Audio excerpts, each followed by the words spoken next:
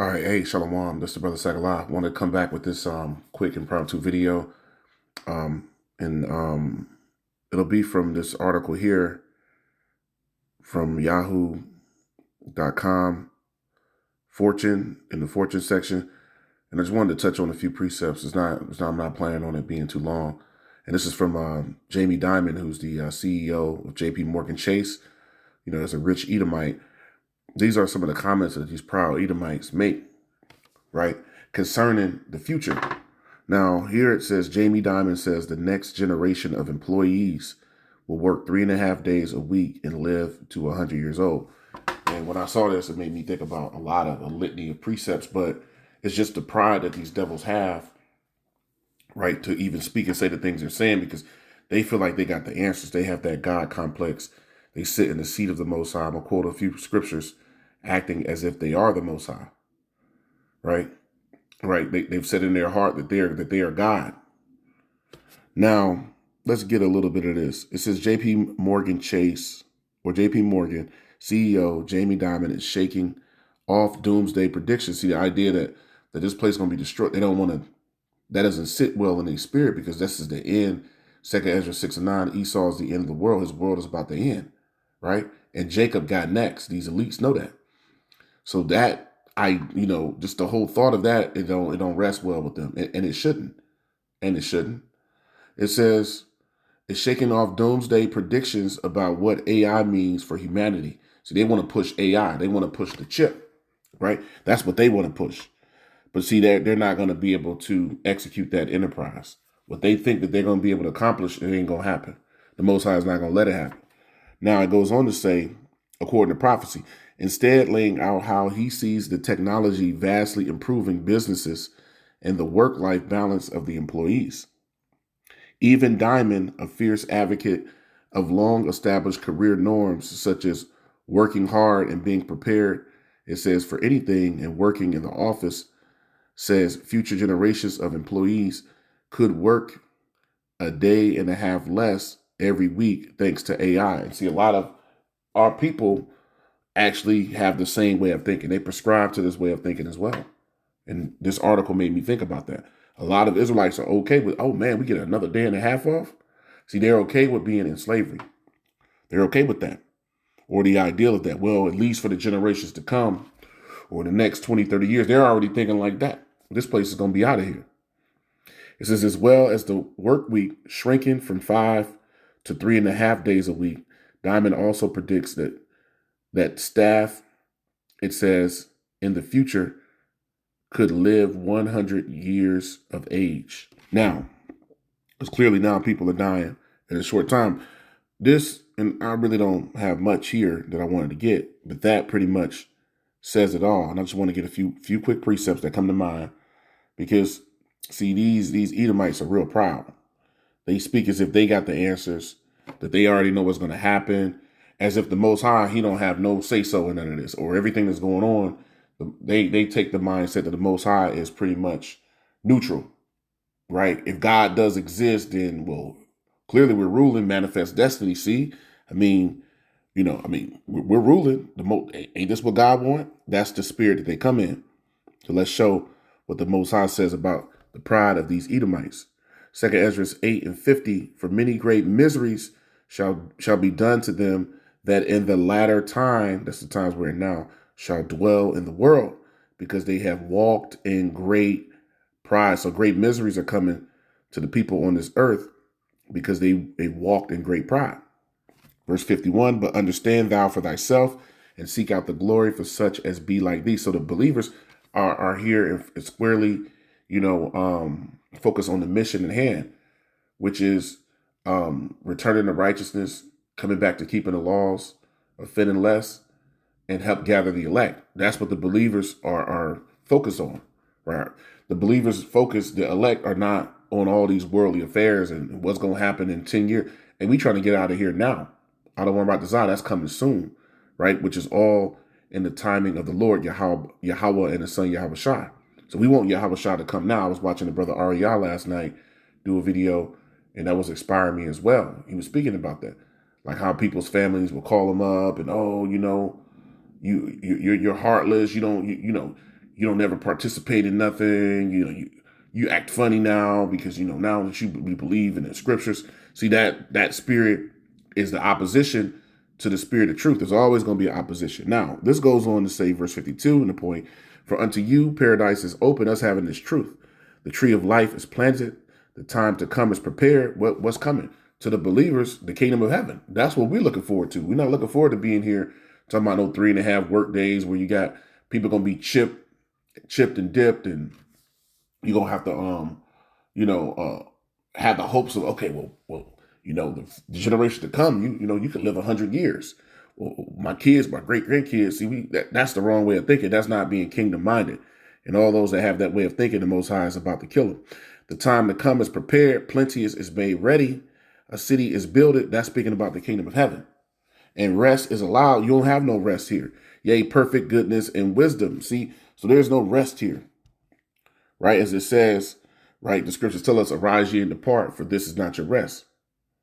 Arise ye and depart. So you're never going to have no rest here. Let's prove that further in the book of Isaiah. There's never going to be no rest here. So it's Micah 2:10 that I quoted. Let's go to here to Isaiah 14. It says rest is allowed. So clearly you're in captivity and you don't have no rest. This is Isaiah 14. And I'll go to the point in verse 3. And it shall come to pass in that day that the Lord Yahweh shall give thee rest from thy sorrow and from thy fear and from thine hard bondage wherein thou was made to serve. So you are in captivity, hard bondage. Right? You are a servant. You're part of the servant class, not the ruling class. Esau, starting with the elites, are a part of the ruling class, which really is really more relegated to the upper echelon Edomites in the society, and people in the society for that matter. Everybody else is in hard bondage. They're going through great sorrow. They don't have no rest, no peace of mind. That's what that's speaking about. So now let's leave there because, we're looking forward to you Edomites going into captivity. Let me show that. This one comes to mind is that Jeremiah. Let's show that in Jeremiah real quick. Let's go get it and come back with it and just show this is what we're looking forward to. Not AI robots doing all this 3.5 working days and all. No, hell no. Jeremiah 30:16. Therefore, all they that devour thee shall be devoured, and all thine adversaries, which are our enemies, or which are all the nations, every one of them shall go into captivity. So you Edomites, right? You Edomites are going to be working. And you're going to be working every day except for the Sabbath day. So ain't going to be no 3.5 days of work. You're going to be working every day but the Sabbath day, right? We're going to show that because this earth has to be put back in order. It's going to be completely, in shambles. Although it's not going to blow up in the fireball and the earth ain't going to be completely destroyed, it's going to be a wasteland. It's going to be a lot of floods, a lot of devastation and destruction from the nuclear missiles that's going to hit various parts of the earth.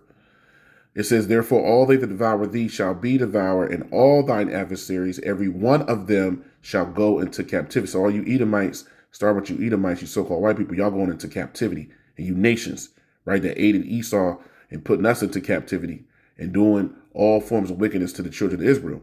And they that spoil thee shall be a spoil, and all they that prey upon thee will I give for a prey. Verse 17, for I will restore health unto thee. So health is coming back to the believers. Right? And that's through having those new bodies. That's another one of the perks of the kingdom of heaven, of all the promises coming to you Israelites. For I will restore health unto thee and will heal thee of thy wounds, saith Yahweh, because they have called thee an outcast, saying, this is Zion, whom no man seeketh after. That's right. So the nations pretty much, just shitted on us, just for lack of better words. So now it's going to be recompense for how you treated the Most High's people. So you nations are about to go into captivity, you Edomites first and foremost, right? Hardcore bondage and captivity is prepared for you. And it's a lot of scriptures, but I'm just going to hit on a few because I don't want to make this too long. So here in Ezekiel 39, this is part of your fate to you Edomites, right? That's coming. Let me start here.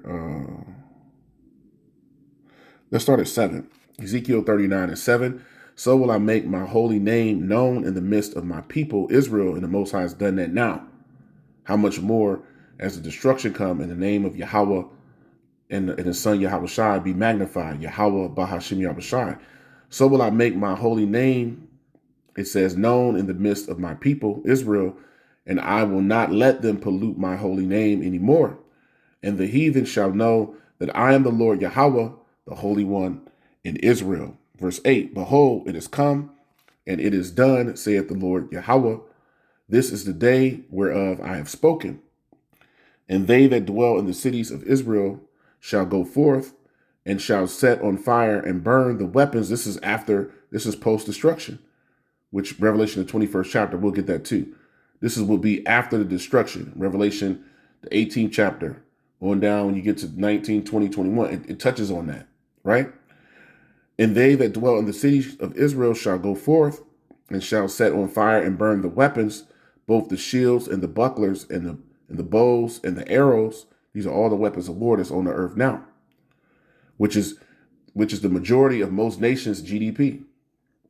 They spend most of that money they make on weapons of war, missile defense systems, ICBMs, fighter jets, submarines, these floating cities, which are